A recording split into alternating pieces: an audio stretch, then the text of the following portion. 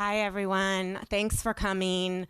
I'm just going to spend 2 minutes talking to you about the book and just a little bit about why I've done this, and then I'm going to introduce the stars of the show, who are some incredible entrepreneurs you guys are going to get to hear from tonight. And I'm just really thankful to all three of you for doing this.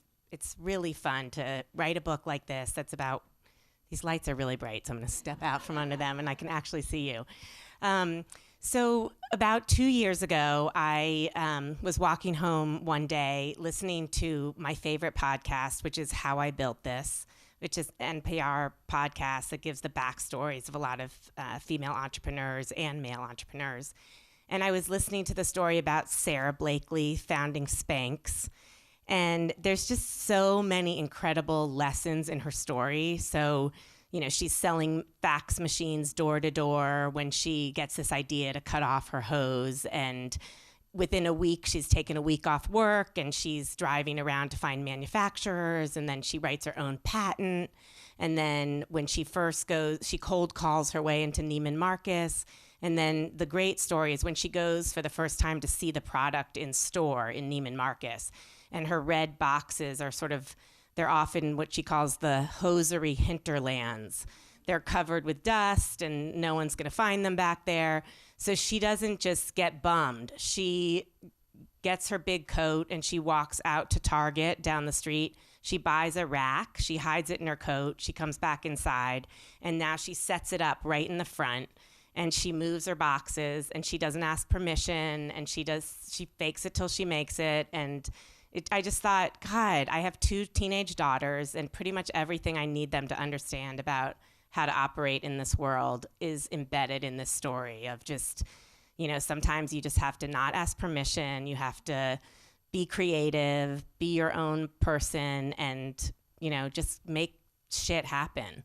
And so that's how I got interested. I looked around. There's a lot of books out there for young girls that are about the pioneering women of the past, Marie Curie, and you could read about Ray Jamison and Amelia Earhart. But no one has written for girls the stories of the pioneering women of today. And there are so many of them. They're remaking every industry you can think of, from genetics to putting construction blueprints online and harnessing clean energy. And you'll hear about 3 tonight that are doing some really interesting innovative things. So that was the concept. We're still very much stuck in a place where females are not rising to leadership in the business world. When I went to Stanford Business School in 1995, there was 0 women that were CEOs in the Fortune 500. And now 25 years have passed, and it's still just 6%. And of all the funding that's going on, something like $86 billion going into venture capitalists funding in startup companies, just 2% are going to women-led companies. And actually the numbers are ticking up and it's looking better. People are making a really concerted effort, but we have a long way to go. And when you hear from these guys tonight, you'll wonder why it is that we're not backing women more aggressively. So I hope you'll gift the book and you'll consider, giving it to your teachers at your school or a library near you or a girl who couldn't otherwise get it, because I think it's a really inspiring set of stories that, in my opinion, what needs to change is we need girls to grow up just expecting that they're going to become leaders and CEOs. And if we can shift that mindset, I think that'll take us a long way forward. So let's introduce Tina Sharkey, come on up, and Lily Kanter and Robyn Sue Fisher.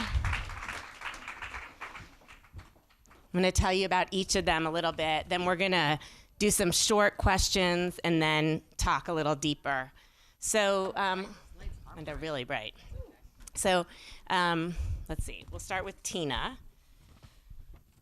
So Tina is an entrepreneur who specializes in building communities. She built iVillage, which became the largest online destination for women, and she sold it to NBC Universal for $600 million in 2006. A big job at AOL led her to become chair and global president of Baby Center. She led multiple business units at AOL, including community programming, and started the digital internet division at Sesame Street. She built Baby Center to serve more than 100 million visitors in 22 worldwide markets. Then in 2015, she got a new concept, which is Brandless. And they launched that, her and her partner, in 2017 with a mission to remake the packaged goods industry and become the Procter & Gamble for the millennial generation. She'll tell you more about that. It launched with 110 products. Now there are hundreds of products in really interesting categories. You can get toilet paper that's made from sugarcane and bamboo, so it's tree-free, fluoride-free toothpaste, and they've done some really interesting things with going after kind of niche markets in order to build their customer base. And she's also a Crown Fellow. She's the mother of 2 awesome boys, lives in Mill Valley. She's got a football star on her hands, and that's a new adventure. So Lily started out as a numbers girl. She studied accounting at Arizona State. She's worked at Deloitte, IBM, and had operational jobs at Microsoft that included opening their first retail store, which earned her kudos from Bill Gates. She's been one of several on Time's cover as one of New Philanthropy. While on maternity leave, she couldn't find the right baby sheets. So rather than just make do like most of us would do, she opened a high-end baby store in Mill Valley, and then she moved that forward into Serena Lily. She raised $70 million in venture capital for that company. And now her newest business is called Boon Supply. It's all about bringing profit and purpose together. And she said, I truly believe wholeheartedly that this can be $1 billion a year give back company. She's also a Crown Fellow, the mom of 3 boys, and she and Tina are super close friends and also lives in Mill Valley. And Robyn is a twin. She grew up in Wayland, Mass. She described herself as a kid as a tomboy. I have one of those too. She went to Williams, played basketball and a little softball. She's been called the Rube Goldberg of ice cream. She was inspired by the concept of living in the moment, and her company's mission is joy. She went to Stanford Business School and took a very different path than many of her classmates. All of her Smitten adventure began with a 2-quarter startup garage class when she started developing this idea to make a new form of pure ice cream. Duct tape is her favorite tool. She fronted her business with $30,000 of her own money, and the company started on a wagon on a milk crate in Presida Park. Now she has highbrow investors like the founder of Che Fico. She has a pastry chef developing her flavors, and she's got 5 stores open and a whole bunch of new ideas up her sleeve. She also is the mom of boys, and she lives in the Presidio. They're 2 and 6, and they're in the audience here. Hi. So we're going to start with just some really fast questions for you guys. So first, each of you tell me, what were you like as a teenager?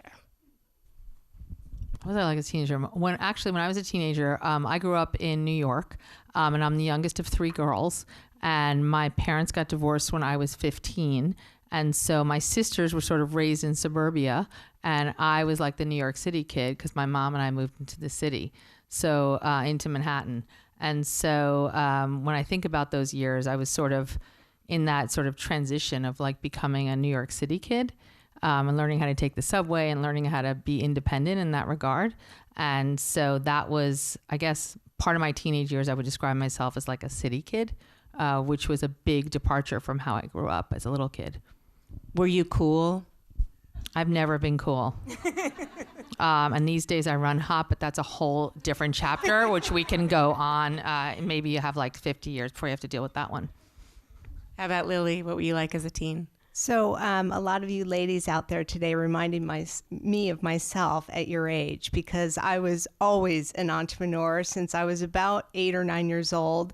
I've been trying to figure out how to sell something. I used to have a roller rink in my basement, and I actually even had a snack bar that I sold product at. And so I used to charge all the neighborhood kids to come over and roller and to go to my roller rink. So I've been doing this for quite a few years.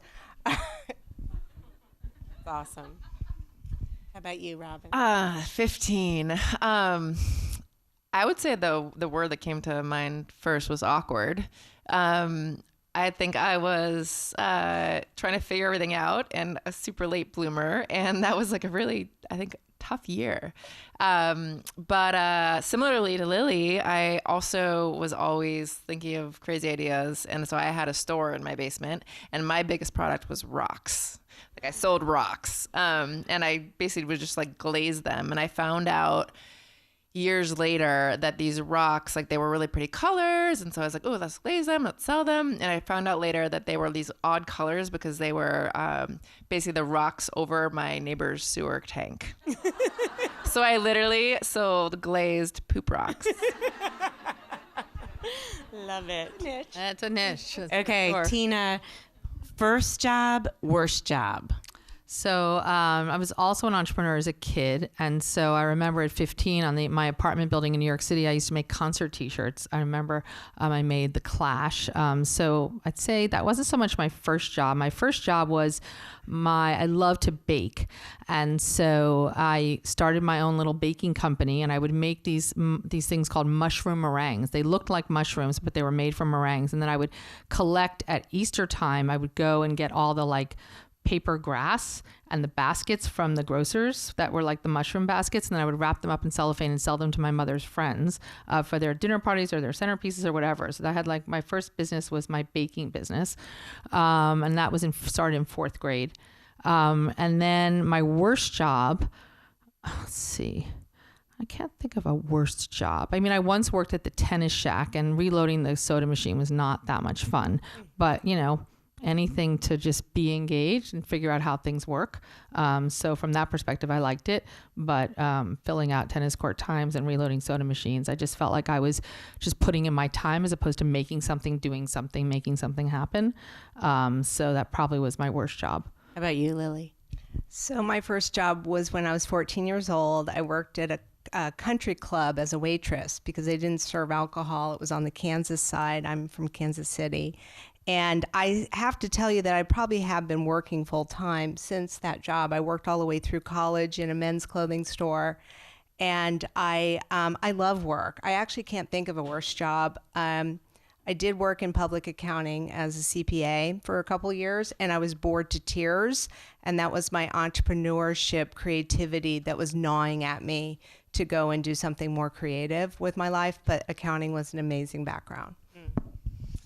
My first job was camp counselor, and my worst job, I was a morning shift at a deli that served coffee, and people are really mean when they're in line for coffee. And it made me appreciate how happy they are when they're in line for ice cream.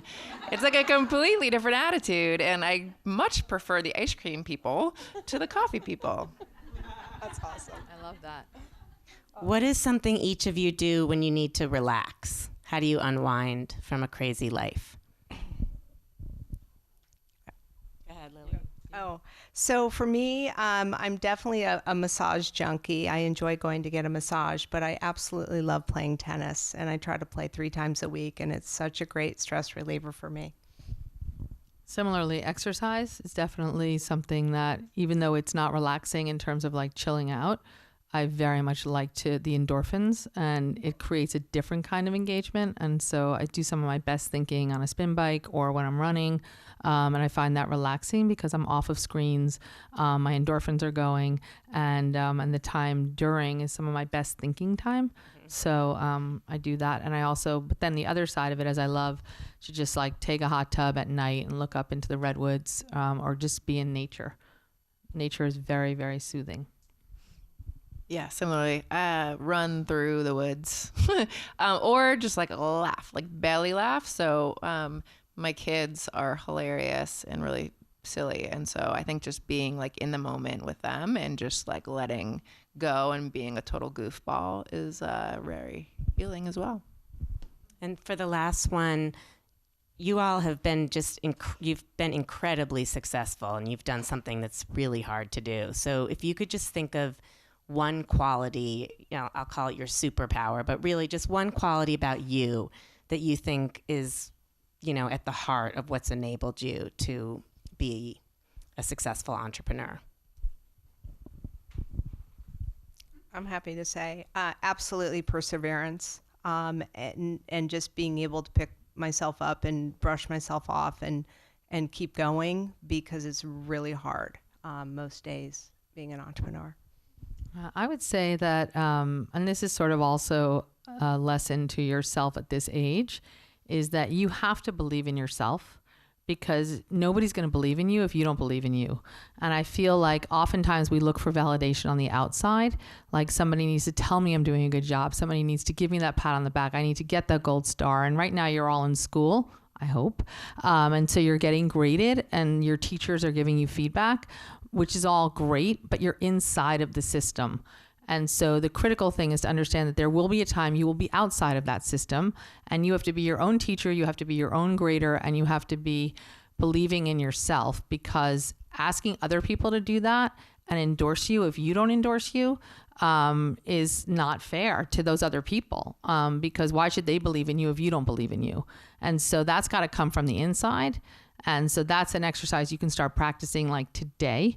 I often say when you're brushing your teeth in the morning, like make eye contact with yourself in the mirror and just believe in yourself.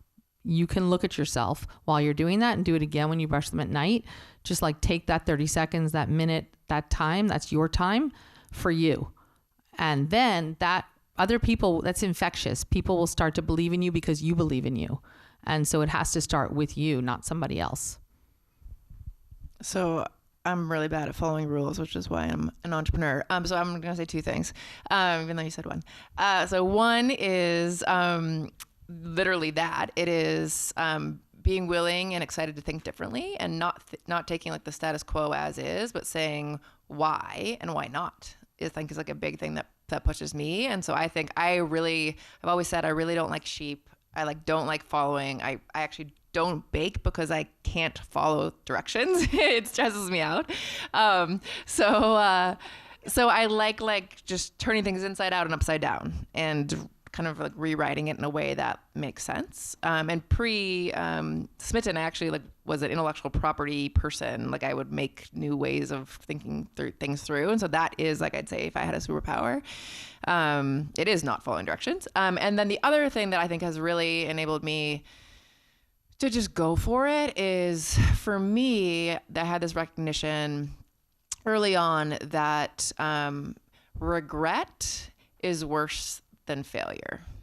And so I'm actually totally okay with an idea not working as long as I go hardcore at it. And if I fail miserably and flat on my face, I'm like, okay, cool. I'll check that off my list.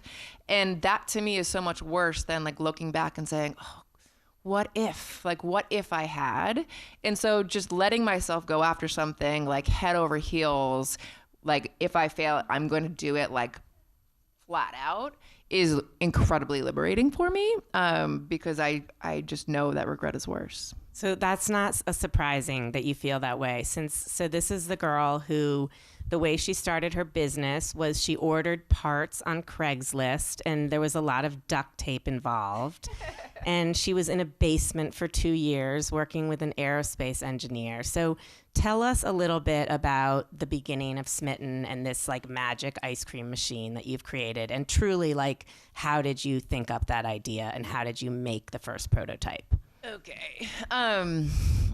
First of all, I'm super honored to be up here with these incredible ladies who have done so much more than I have.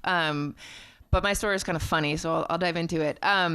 So I started Smitten because as a kid, ice cream was always this really special thing for me. And I had a bunch of surgeries when I was little and was kind of anxious a lot. And so ice cream was like a timeout from life and this pure like moment to just be in the present and feel truly joyous. And so in growing up and not really knowing what I wanted to be when I grew up, I realized I really wanted to do something that was around joy.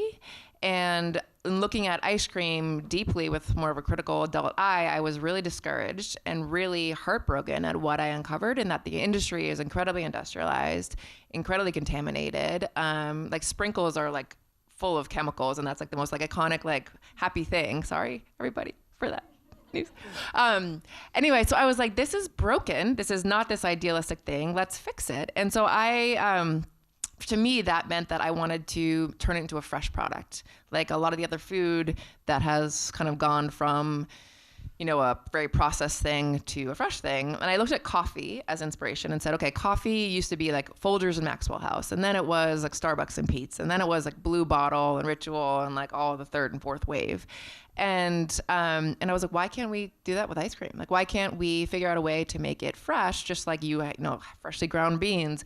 And I was like, we're going to do it. So I literally went to a Starbucks and I sat there with a like little time clock. And I was like, how long does it take for the average person to get a latte? And it takes about 3 minutes. So I was like, 3 minutes. I have to make ice cream in under 3 minutes.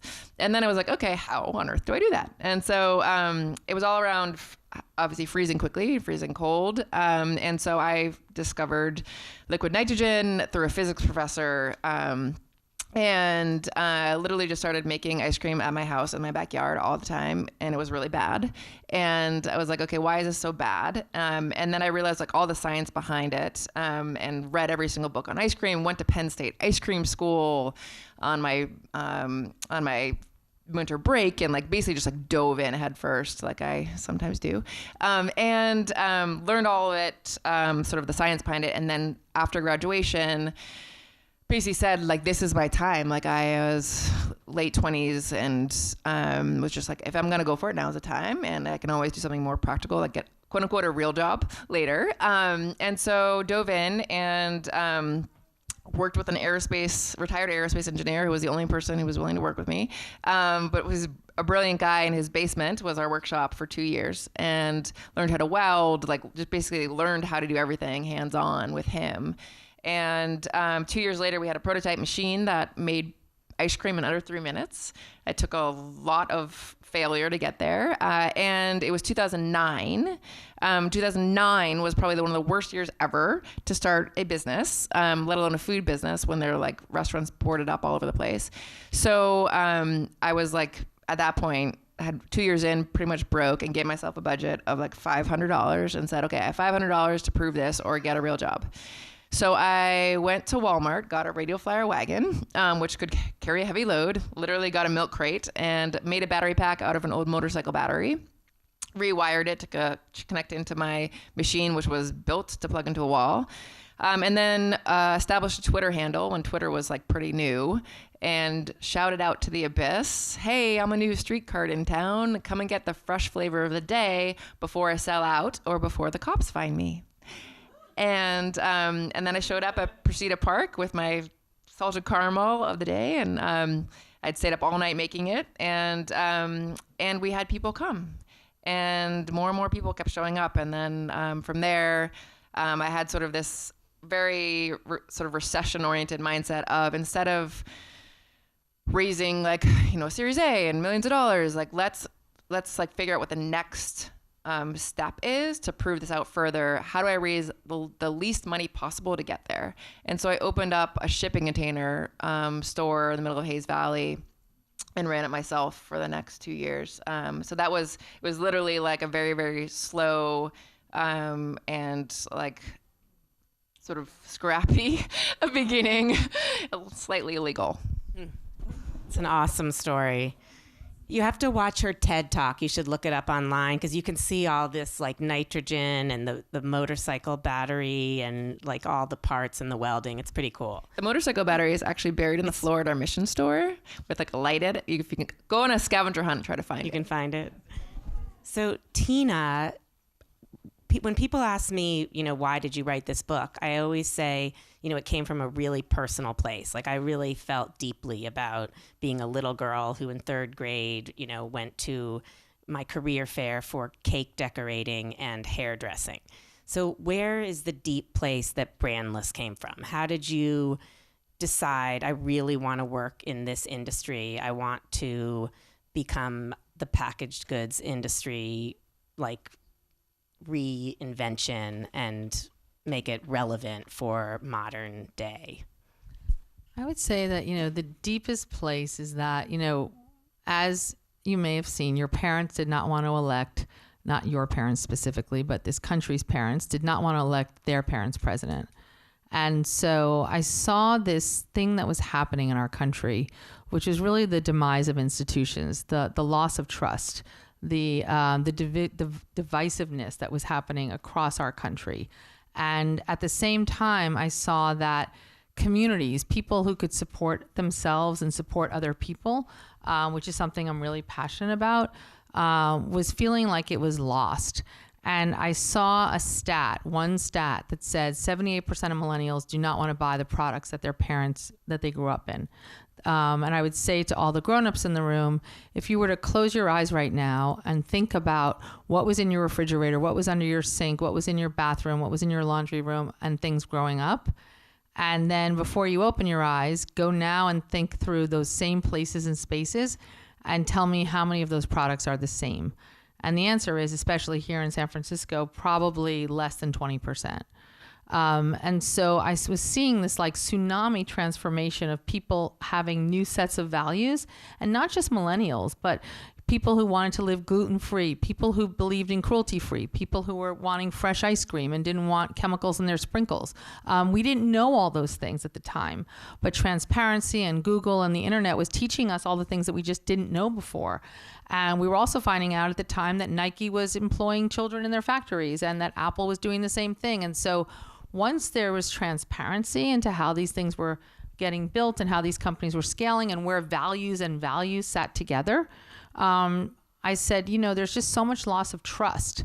And wouldn't it be awesome if we could build a company where values and values, so if I want to be gluten-free, if I believe in clean beauty, if I care about vegan, if I want to be cruelty-free, whatever those values are that are evolving and different for every person, and there's more new ones coming every day.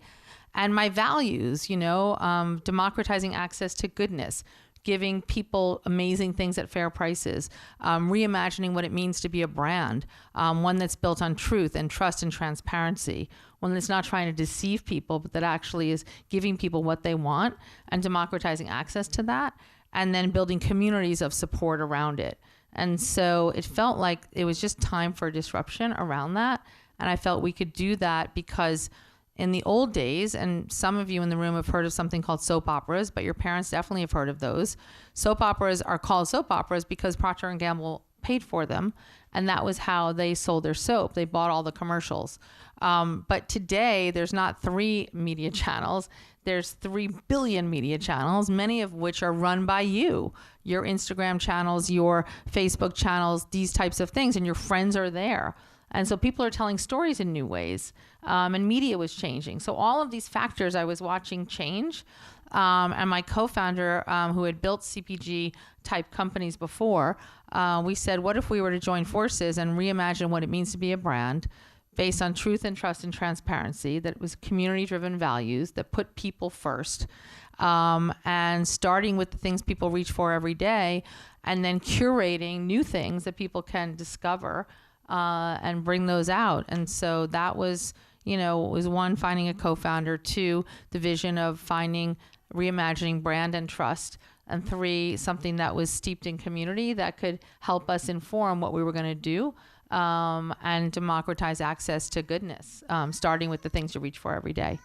One of the things I love about Brandless is you go on there and there aren't like 25 tomato sauces. She just gives you 2 to choose from, but they'll be really good. Just quickly before I ask Lily a question. Tell the story about when you wanted like a launch video for your concept. So at the beginning of Brandless, everything cost $3. And that's kind of shifted a bit as she's understood more about the marketplace. But it's a great story about how you were going to like hook people at the very start. Yeah. So everything, and even the food, because if you go to brandless.com right now, you're not going to see food there because we're moving food into retail channels.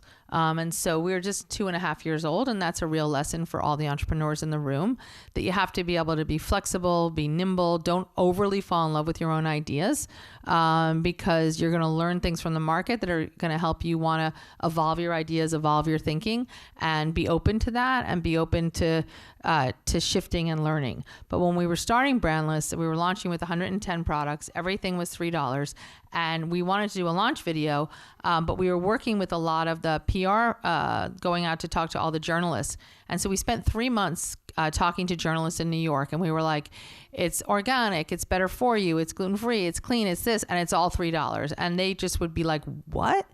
How is that possible? And so we called that like the reveal and squeal, because literally to a journalist, every single journalist like just squealed when we actually showed them what we were doing. And so we're like, how do we recreate that? And we were launching in a week. The goods were in the factory, in the distribution center. The website was, being built as fast as we could. We were writing newsletters. And I said, gosh, if we can only recreate what happens every time we go and tell a journalist who were like under embargo because nobody knew what we were doing yet. So we put an ad on Craigslist. We asked for actors, but the only reason we wanted actors was because we had very little money and we just knew that they would be better on camera to come do a taste testing at a San Francisco startup. And I said, we're just going to do for them like what we do for the journalists, and let's see what happens. And if it's a disaster, we just won't use it. And so we invited them into our space. We took all of our signs away.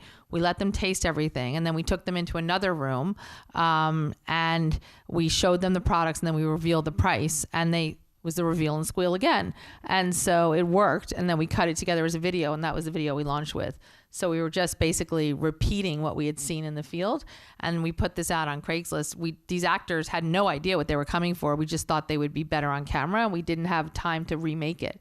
And so that's why we recruited actors to do it. If you Google around, you can find it. It's still on YouTube. Okay, so Lily has a really interesting, very different business model. And she's trying to bring together profits and philanthropy.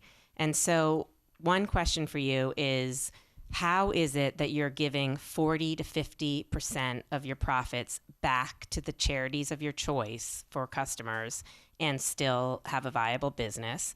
And also talk a bit about how you got into this business, which is a bit different. She purchased an existing business that was a school fundraising kind of site of some kind. So tell the history, and then also just how that model works. Sure. So the business Diane is speaking of is Boon Supply. I'm a second-time entrepreneur, so Serena and Lily was my first thing that I did for 13 years. I had bought a school fundraising business 2.5 years ago. Somebody came to me with this business for sale, and I've always wanted to figure out how to use capitalism as a force for good. The RED initiative raised about $240 million for the Global Fund for AIDS, as just in that fashion, using capitalism as a force for good.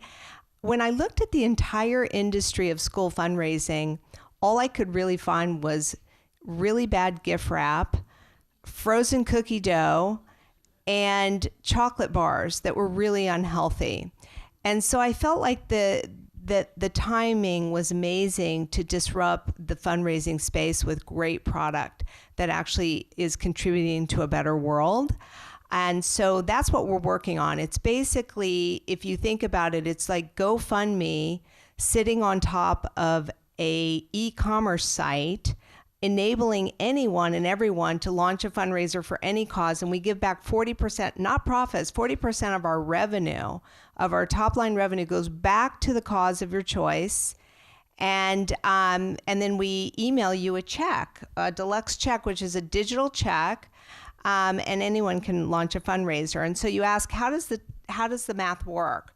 Well, if you think about it, if you're actually designing and developing your own products, and you go sell them, just fill in the blank, Nordstrom's, Crate and Barrel, any retailer who's going to buy your products, whether it's Target or anyone, they're going to require a minimum of 40 to 50% margin. So the retail, basically we flipped the channel strategy on its side. Instead of using a retailer, we are using causes, and we're very focused on schools today and sports teams that want to raise money for various things that they need to do. And so it's very driven by the folks that are doing the fundraising. They launch the fundraiser, they share it out with all their friends and family. 40% of the revenue goes back to their cause. So the economic structure is no different than, say, a wholesale relationship if I were selling that product through the channel. It's just my retailer is now my cause, if that helps. And it is not an easy business model. I'm not going to pretend like it's an easy business model, but we're making it work. So you're 2.5 years into it, and kind of where are things at right now? So we're really been very focused on creating an amazing eco-friendly lifestyle products. So we have a lot of eco grocery and a lot of waste-free lunch. We have a lot of gifting. And we have about 7,000 schools and teams.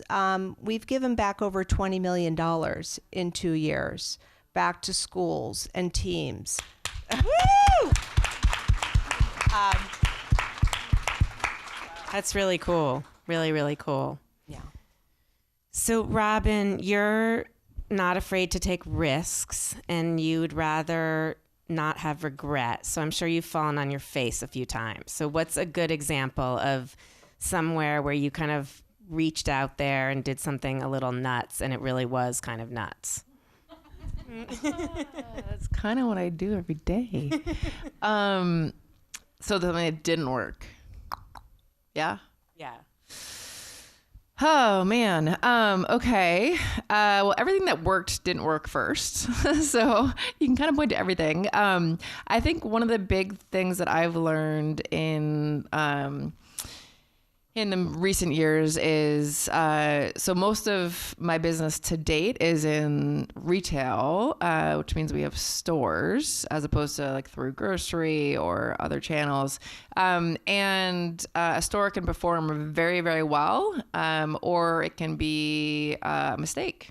And that's like a big risk in restaurants and food retail. So I'd say the biggest blunder that I've made in the history of Smitten is opening in a mall when I did not like the landlord, and my gut told me not to, but I thought it would be good for the brand, and I didn't trust them.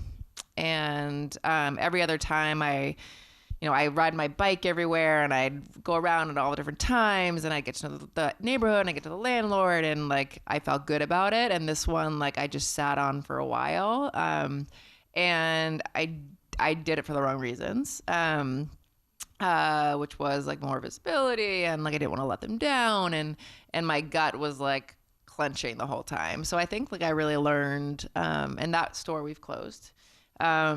And I think I really learned to trust my gut more and not to feel pressured. So that was the most costly mistake that I've made in the history of the company.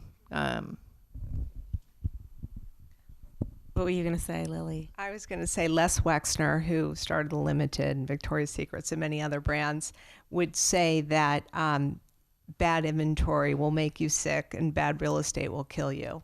And it's tough if you're in bad real estate. So I can get that feeling from you a lot. It's a big decision. Leases are a big decision. So Lily and Tina, because you guys are these two live around the corner from each other, and when they met, they just kind of insta bonded. That's the story I heard. And so I'm curious, because women in business really do need companions and mentorship and people to lean on. And I'm sure you guys talk a lot about work and all other things. And so I'm curious, each of you tell me something that you've learned from the other that is important. You're both running sort of community building businesses. Gosh. Well, the true story is that I proposed to Lily on our first date, which is that I was living in Mill Valley for 1 week. I'd moved here from New York City.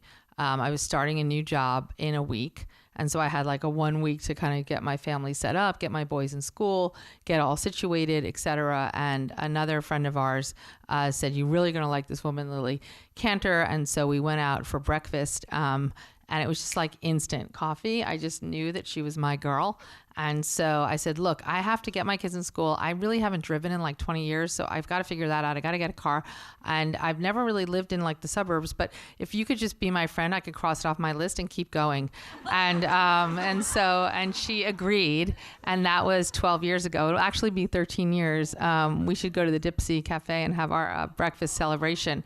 So that is a true story. What have I learned from Lily? I think it's not so much what I've learned from Lily as much as what inspires me about Lily, is that Lily always shows up. And I've had the privilege of introducing her at various philanthropic events where she's being lauded for her extraordinary tikkun olam that she gives back to the world and how she heals the world. But Lily just shows up. I lost my mom suddenly about 11 years ago, and Lily was my new friend. I mean, she had committed to me, but we were still new friends. And I was in New York, and my mom was not sick, and so it was just a sudden situation. And I remember being there with my sisters, and we were at this, Riverside Memorial Chapel, and it was standing room only, and all of a sudden I see a blonde walk in, and like, I'm a New Yorker, so that's like a rarity. And so I was like, is that Lily? And there was Lily just standing there. She just shows up, and for amazing things and fun things, in which we have a lot of fun together and travel the world together, but also in times of, she just always shows up. And I think that is what, life is about, is that being there for your friends and know that they can take that trust fall with you, in good times and in bad times. But we also laugh like maniacs together, and that's also really fun. So, but showing up for people, I'd say if I had to distill it down, I'd pick those two words. And I would say about Tina, as you can see, she is hilarious, and she honestly is like having a live-in executive coach that lives across the street from me. Well, that's another story, but it is just, there's nothing that takes any place of having a best friend that you can tell your deepest troubles to, your wins, your losses. And we have an amazing friendship that is, we're just there for each other. So that is what inspires me about this gal, and she's very special. So Girls, I'm very crashing lucky. next time. Coming over. Me too. We will make room for you. There's always room for more. So we don't have too much more time. So we have a lot of young girls in the audience who put on these incredible businesses out front. So what is something you can go back to early on in your career that you just think is, focus on this, think about this skill, make sure you know how to do this, like tell them something useful. It can be small, just practical and useful. I would say that in the same way that I want you to believe in yourself first, you also have to be your best customer and your best promoter, and don't be shy about that, and don't be afraid to ask people for the support. So if people are coming around to your booths, say, are you on Instagram? Do you mind following me? Can you take a picture and tag it? Like, we're here to support you, but it's okay to ask. But you have to make the advance. I believe in life, you create your own luck. And so the idea that somebody, oh my gosh, this person promoted me. But like, if you tell them to promote you, people want to be told. People want to support you, but you have to tell them what to do.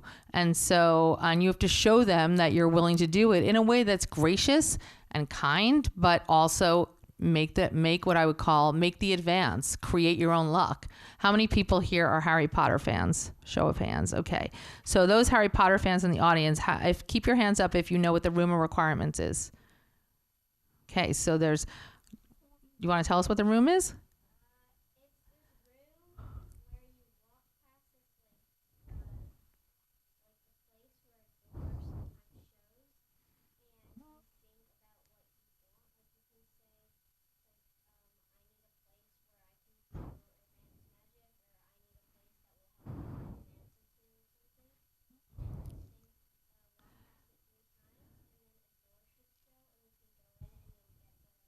It's all there. So the room of requirements is like my favorite thing in life because it's all about creating your own luck. It's about creating the tools you need to get done what you want. Like in the same way you have to believe in yourself, you have to picture what it is you need. So if you need promotion or you need sales or you need whatever, ask for it.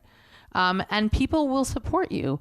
You just have to tell them what you need and what you want. And that door will appear with all the things that you need. So that's what I love about that room, and that's what you can create for yourselves. Don't be afraid.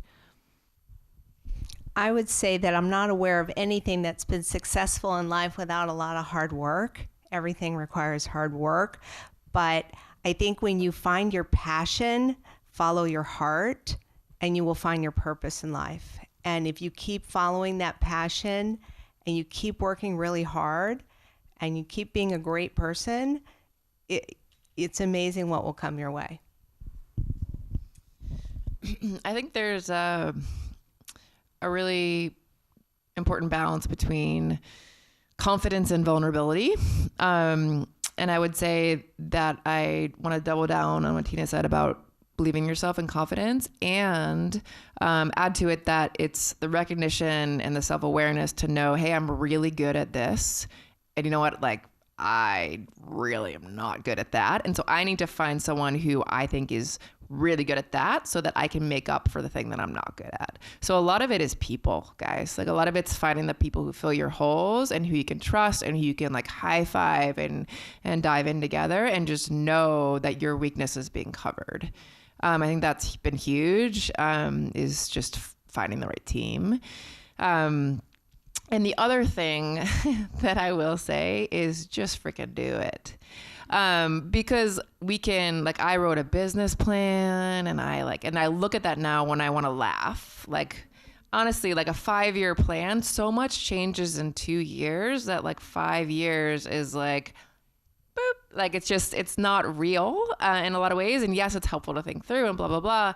But like, you don't know until you do it. And if I would never have written a business plan about selling ice cream on the street out of a wagon ever. But I like that. If I had not done that, I wouldn't have Smitten. So like, I think to some extent, like, don't overthink it and believe in naive optimism. Those are all such good ones. Can we take 2 quick questions from someone in the audience? Does anyone want to ask something? I can barely see you guys. You almost have to stand up because it's hard to see up here, believe it or not. No questions. We've got one right here in the second row. What did you tell yourself when you were unsure about an idea that you weren't sure that it would ever work or someone would like laugh at it? What would you tell yourself?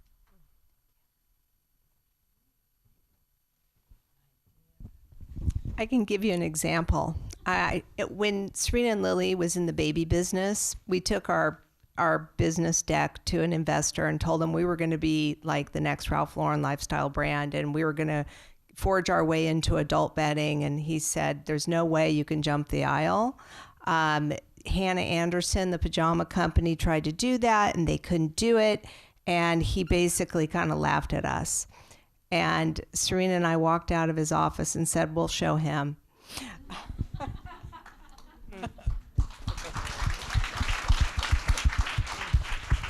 I think just quickly, so much of being an entrepreneur is rejection. Like, I think like I've heard no at least 10x the number of like no's to yeses. So I think part of it is just like building up like the scar tissue and being like, all right, they don't get it.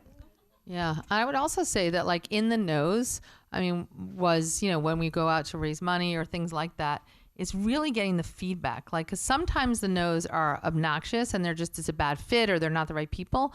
But there's often like really smart things that they're saying that maybe we hadn't thought about. And so I look at every interaction as an opportunity, and I think of the rejections, and there were many, as like, why do you not believe in that? And then writing it down, and not to like prove them wrong, but maybe they're seeing something that I'm not seeing, or maybe they've had that experience. So I look at those as like the watch outs.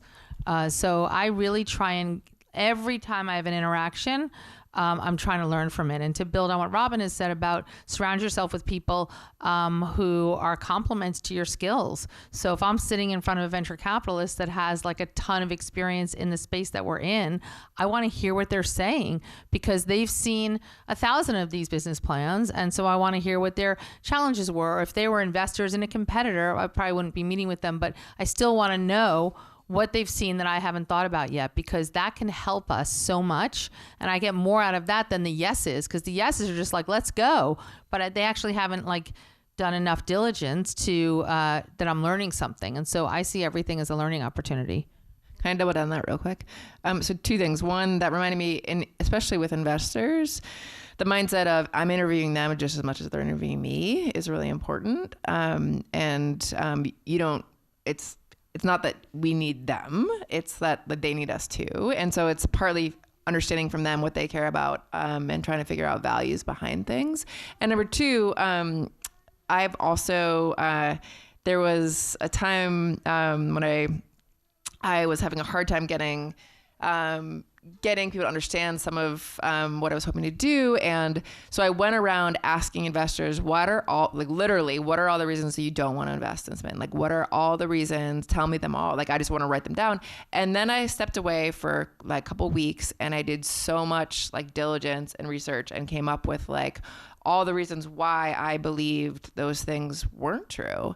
And so the next meetings I had, I literally started with, here's all the reasons you don't want to invest in Smitten. And let me tell you why none of them are true.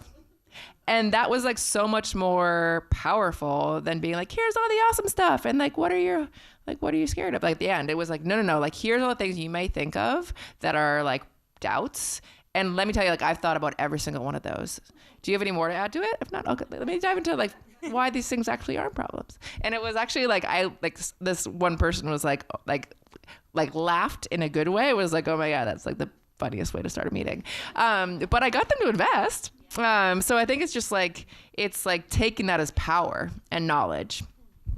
Thanks, you guys. So I'm going to take a little moment of Tina's advice and just say, what I need from you guys is for you to spread the word about Girls Who Run the World. I think now you see why these are great stories, why we need to hear more from women like these women. It's really important for all of us. It's not just for girls. The men need to lean into this too, because we're all going to change and move toward a more equitable workplace together.